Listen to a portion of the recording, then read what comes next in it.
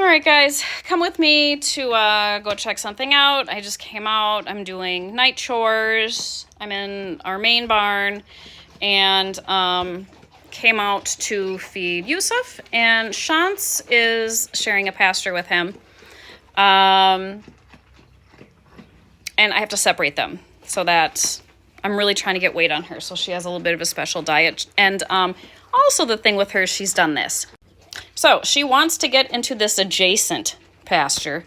So she's decided to dig holes here, here, here. Like the girl, that is another day, another worry for me. I have enough on my plate today. She likes to go in there. Samson's in there. She pops in and out between both of these pastures. She has a great time. Anyway, so she got into a fight today with Samson.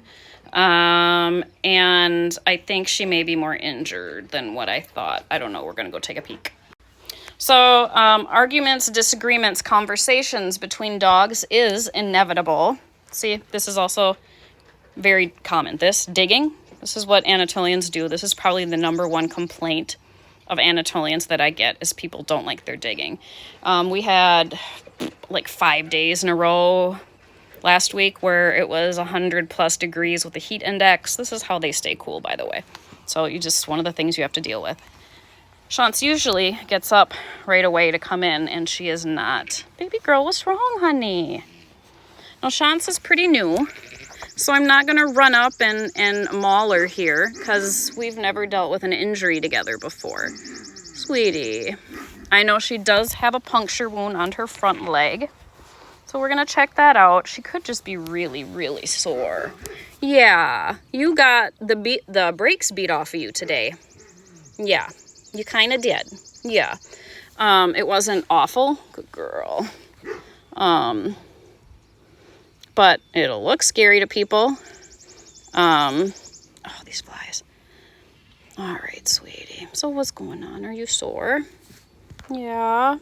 I bet you are sore. I'd be sore too. There, right there. That is a big wound. That is a pretty deep puncture. And I'm going to guess that's probably why we are not feeling very good right now. Hey, buddy. Yeah, she's hurting. Oh, my sweet girl.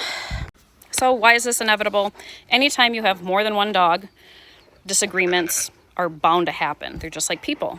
You know, sometimes I don't have time for you and I'm irritated with you and I'm short on patience. Sometimes dogs, if they're having pain of some type, if it's hot, if they're females and they're coming into their cycle, like, they're not robots. Excuse me. Wow. They're not robots. So like moods and attitudes are going to change every day. And when you're dealing with Anatolians, it's just a lot bigger. So yeah. So what caused this is she and Samson were in a pen together. It was, we wanted to try her on raw again today. And so, hi, buddy. Hi, Yusuf. So we wanted to try her on raw again. So we had 2 rabbits and we gave 1 rabbit to Samson. And then we walked, she was kind of farther away from him, walked over, handed her a rabbit. And she picked it up and took it away. And my daughter Jordan and I were so excited because we're like, okay, finally she's going to try raw. You know, we've been trying to get her into it.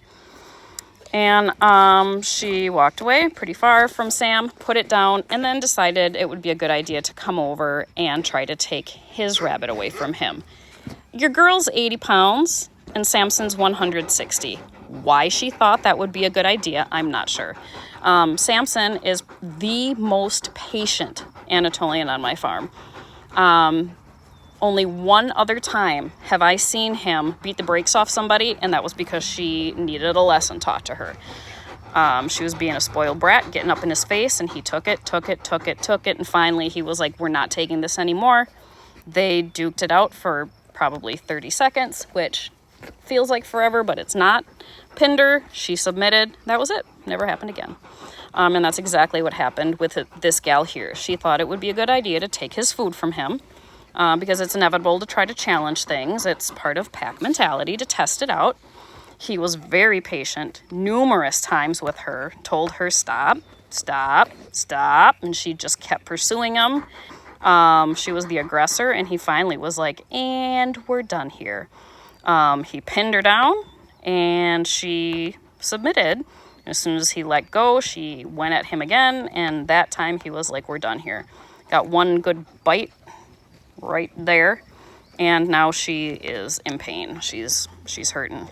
So what do we do? Well, number one, this isn't a huge actively bleeding, I can see the bone sticking out kind of a situation. It's nasty, and I am sure that it hurts, but not vet necessary. And I'll tell you why. Because they never, I shouldn't say never, because 9 times out of 10, they're not going to stitch dog bite wounds. You need that to drain. Dog bites are notoriously dirty, funky, gross. And that's with humans or other dogs. So, they're not going to stitch that closed. So what I'm going to do is bring her in. I'm going to flush the heck out of it with normal saline that's pressurized, and just like power wash that thing basically from the inside. And then I'll, if she lets me, clean it up around, like clip around that entire area, and then keep it as clean as I possibly can. She's going to keep it clean probably better than I can. She's going to be constantly fussing at that, so we'll see how that goes. Sometimes I can overfuss with things and cause an issue. Biggest thing is in the summertime with these flies. The last thing you want is fly strike to happen, so going to have to be ridiculously careful on making sure that doesn't happen. That's a nightmare. Keep a very close eye on it. Clean it meticulously, probably 3 times a day.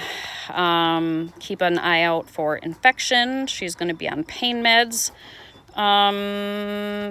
every day around the clock, whether she shows me that she needs them or not. At least for the first 48 hours, she's going to be medicated.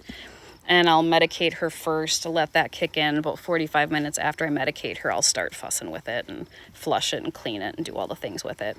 And put her on stall rest if she'll tolerate it. Normally I would bring her in the house, but I have Yabon in the house. Or I could bring her to my transporter, who is also my co-owner with my Corsos. I could bring her to his facility, but right now I have Alara there getting ready to whelp any day. So I'm kind of tied up right now. So she's going to have to be in a stall. Maybe put a fan on her to kind of keep the flies off it a little bit more too, and just really keep a really close eye on her. I'm going to add honey to her diet. Honey, garlic. People are going to say, oh my gosh, the garlic is poisonous to dogs. Well, yeah, I guess if she's snorting it like an 8-ball, it might be, but we're not doing that. So she's going to get some garlic. She's going to get some honey, like all of the natural herbal stuff that I can get her to take. She's going to have to take some of that, like it or not. And that's going to be how that goes. And just really keep an eye on her. Poor thing. Do I feel bad? Of course, because she's hurting. But also, girl, what in the heliante were you thinking? At 80 pounds, sweet cheeks. Going after a dog twice your size. Because Anatolians don't give a... They don't. They think they are all 10 feet tall and bulletproof, and they will take on anything, and they have zero fear. They're relentless. They're tenacious, which is great. We want that, but unfortunately, this is the stuff that happens. An inevitable part of nature. So that's the plan with her. I'll keep y'all posted, and let's try to get her more comfortable and feeling better.